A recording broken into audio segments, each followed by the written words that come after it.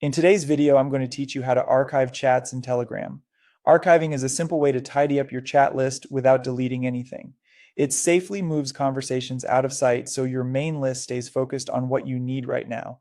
And you can bring those chats back whenever you want. Nothing gets lost, you're just organizing. Start by opening Telegram. Make sure you're on the main screen where all your conversations are listed.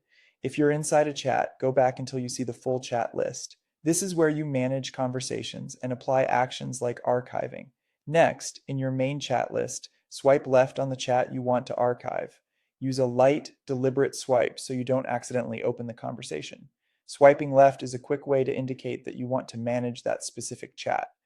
Take a second to confirm you've chosen the right one.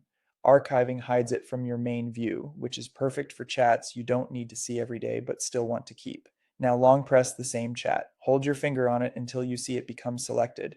You'll notice a selection bar appear at the top of the screen, confirming that Telegram is ready for you to choose an action. If you tap the wrong chat by mistake, just tap it again to deselect before continuing. With the chat selected, tap the archive button at the top of the screen.